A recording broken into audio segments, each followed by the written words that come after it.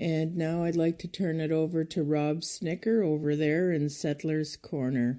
Thanks, Patsea.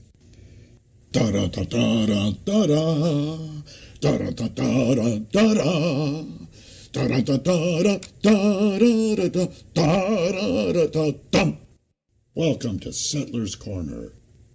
Hi, I'm Rob Snikkar, a.k.a. the Unknown Settler. And in Settler's Corner, we will be interviewing non-Indigenous artists and asking their views on issues of colonization, colonial thinking, and truth and reconciliation, as well as white privilege. But for today's pilot broadcast, the three co-hosts will be discussing these issues this one time only. Here at Settler's Corner, where we drop the puck on colonial thinking and white privilege, we would like to ask all of our guests on Settler's Corner these two persistent and cheeky questions. How white do you think you are? And how white do you think? I'm gonna try to handle both of them in my own way, but this is a safe space. This is a sensitive issue. But I could say, yeah, in a lot of ways, I'm very white. I'm from Finnish parents. I look very white. But then when you look at that again, what is this whole idea? What is whiteness? Okay, the Finns at one time were not considered that white by Swedes, or certainly when they moved to North America in New York City. They were not as white as the English or the Scottish. I have friends who were Irish. They were not considered as white as some others, or my Italian and Portuguese friends. So I guess this definition of whiteness is a concept that shifts in time to exercise different kind of power over other people. So how white am I? I'm pretty white in a lot of ways, but at other times, maybe my lineage wasn't quite so white. How white do I think? Well, I guess I've been trained to think in a lot of ways and sort of two-valued binary logic and, kind of arguments that are adversarial, like our court system. And, I've been trained in some science and mathematics. But I also have some other knowledge, from storytelling and looking at cultures. And I have experiential knowledge of other people to look at things a little differently. So, yeah, I guess I think pretty white, but I guess I try to expand my mind to think in ways that are less, ethnocentric in that way. And that's why I'm trying to learn from good friends like you guys and through this project to expand my way of thinking and expand my way of listening better. So those are two hard questions, but that's my attempt. Why don't I throw it back at you, Carmel, and ask you the same two questions? Hey, thanks, Rob. How white do I think I am? Well, one of the issues of being white-skinned and having a privilege is that I'm not that happy about it. I don't find it a privilege and can move through most areas of my life because of this color. But that changes when I identify what is behind the color. That's where the conflicts begin. And Rob, you should know this well because of the Off-White Project, where you deal with being a white male and having to confront some of the conflict around what you're going through this conflict as a white male, having the most privilege one can have, and you are confronted with resistance and strain of talking about white privilege. You can imagine the strain for Indigenous and BIPOC discourse about white privilege. Bottom line, we need non-Indigenous people to start standing up and saying this racism is unacceptable. How white do I think?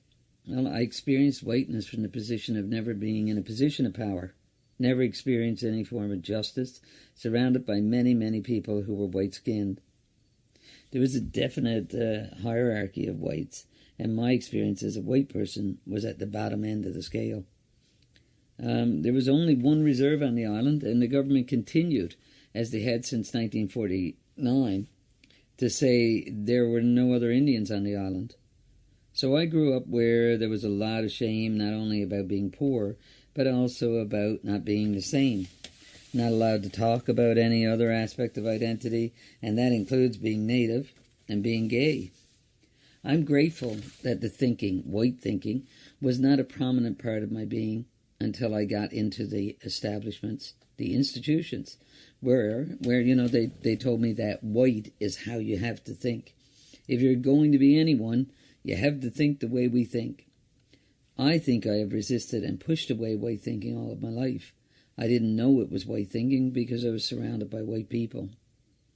But I did see all the levels of injustice, depending on where one ended up on that scale. I wonder if you would ask our wonderful co-host, Patsea Griffin, those two questions, and let's let her share some of her feelings. How white do you think you are, and how white do you think? How white do I think? Well, I don't think white at all. My skin is white, but I don't feel white on the inside. I am Métis, I am Indigenous, and that is my outlook on life. I have to say, maybe a couple of generations before me in the family, there was a lot of shame about being an Indian.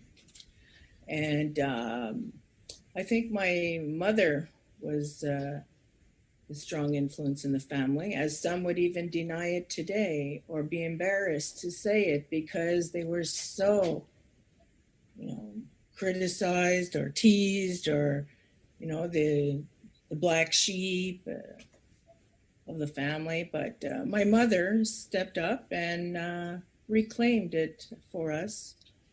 And not everybody, even in my family, would, step up. Well, they might if I asked them.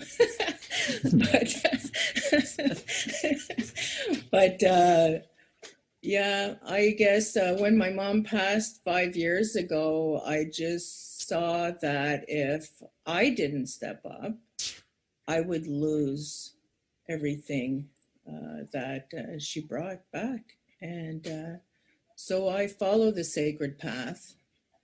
And her family line, I can trace it back 12 generations to the first French person who came to Canada back like in 1650 and settled somewhere on the coast, east coast of New Brunswick, and hooked up with a Mi'kmaq woman. And that's how my line started. And through it, there's many different people who from different groups, the Mi'kmaq, Nipissing, from Oka, just there's a long line of people and voyageurs.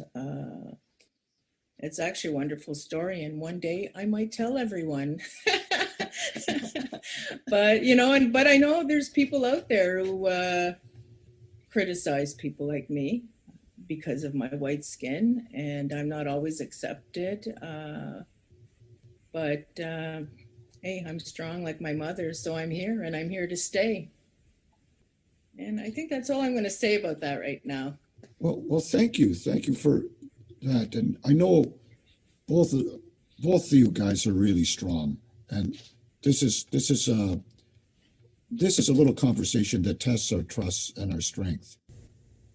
With Settlers Corner, we hope to create a safe space where non-Indigenous artists can be invited as guests to self-reflect on white privilege and open discussions on colonial thinking and history, and perhaps then spawn new collaborations between Indigenous and non-Indigenous artists and create a continued dialogue and learning on these issues. That buzzer indicates the end of this episode of Settlers Corner. Here at Settlers Corner, we offer settler conversion therapy, decolonizing one settler at a time. Next time we drop the puck on Settlers Corner, we'll be facing off with Charles C. Smith. Thank you for joining us, and come back soon. Thank you, Rob, for hosting Settlers Corner.